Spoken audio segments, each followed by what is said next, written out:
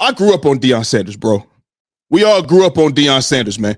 And our whole lives, you know what I mean, it's been Deion Sanders. But I want to ask y'all something real quick. Like I said, I don't want to get into, the GOAT debate and none of that shit right now, but I just want to say something. We all say Deion Sanders is the GOAT.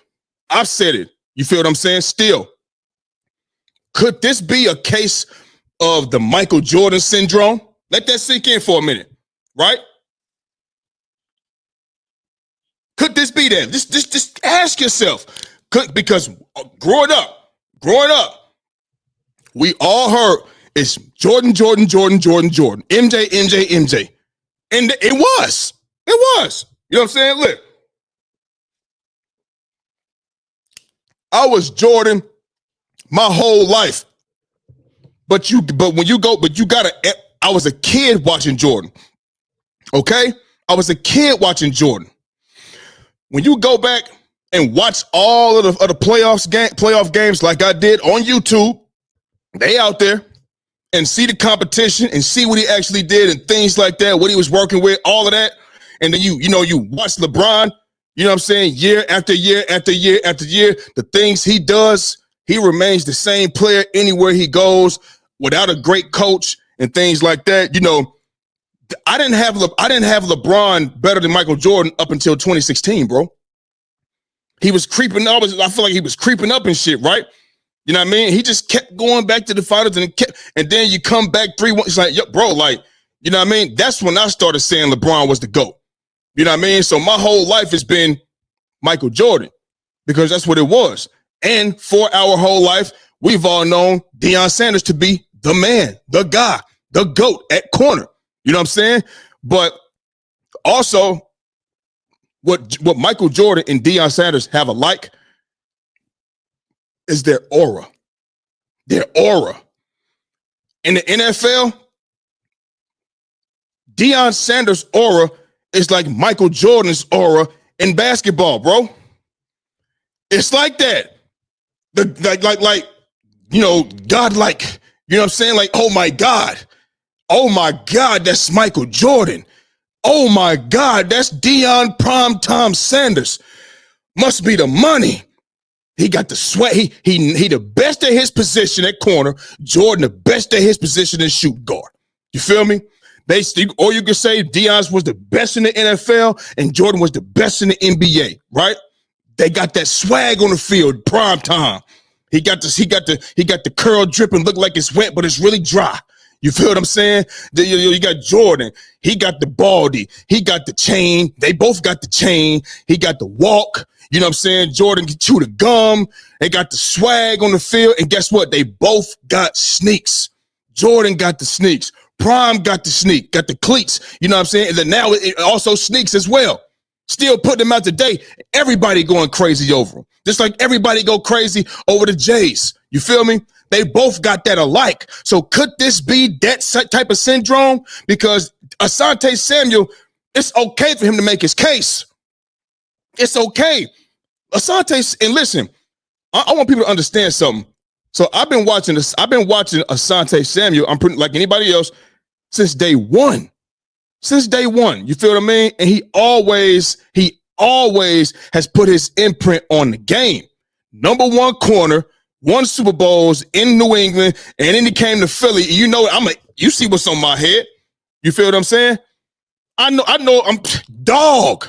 Absolute dog. And he talked about, you know what I'm saying, you could put his 5 years up from 06 to 11. Bro, from 06 to 11, that man had 39 interceptions, 104 passes defended, and 3 touchdowns. You feel what I'm saying? Like, and I want to say 244 tackles. That's pretty good. You feel what I'm saying? He was a great lockdown corner.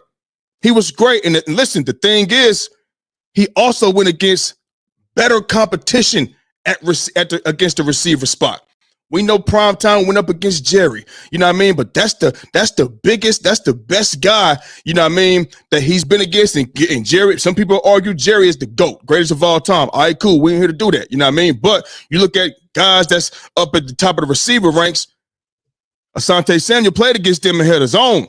You feel what I'm saying? So I don't think it's too far-fetched for him to go out here and make his case. Because like I said, if this could be the Michael Jordan syndrome, to where we're not even we know he cold, but he ain't Mike. He ain't Michael. He ain't Prime.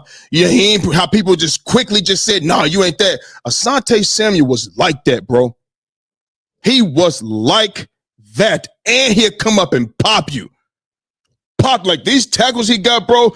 65 tackles, 60 solo. 44 tackles, 41 solo. Like, bro be 35 tackles, 31 solo. He'll come up and pop you and lay wood on you too. You feel what I'm saying? So he got it all for a corner. Press man, off man. Like, he's smart. Prime time is too. You feel me? You know what I'm saying? But it's not wrong for him to come out here and make his case. You feel what I'm saying? Over 434 career tackles, 394 solos, 17 forced fumbles, 51 interceptions, 728 yards off of those interceptions, 6 pick sixes, you feel what I'm saying? And 162 passes defended. Bro, that's a great resume, man. And he got some Super Bowls to back it up. He's a definition of a lockdown, shutdown corner as well. You feel me? So I'm like I said, I always say this. I always said this, right? Always said this. I wish we could have seen Deion Sanders against Calvin Johnson, Randy Moss, T.O., you know what I'm saying? Larry Fitzgerald.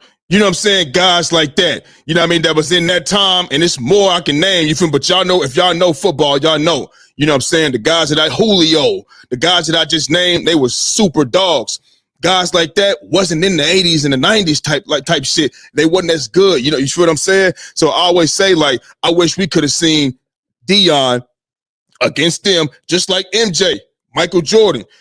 I wish we could have seen Michael Jordan against guys like a Kobe, you know what I'm saying? Prime Kobe, not you came in 96, 90 or 97, 98, whatever the case may be, and that Kobe. I'm talking about Mamba. Wish you could have seen him against that. A prime time AI. Remember what AI did to him his rookie year? That was oh my God. And it got worse than that. You feel me? As time went on for AI, you feel me? Like, bro, like him, you know, a LeBron, you know what I mean? Paul Pierce, you know, the T-Mac, like, all of the guys that Melo, like those guys that was in the 2000s and 2010s, I wish Michael Jordan was around to play against them guys, because, and I ain't saying that, you know, Deion or Jordan wouldn't go out there getting the money. They're going to do what they do because they're great. You feel what I'm saying? But I'm just saying better competition, because competition matters, bro.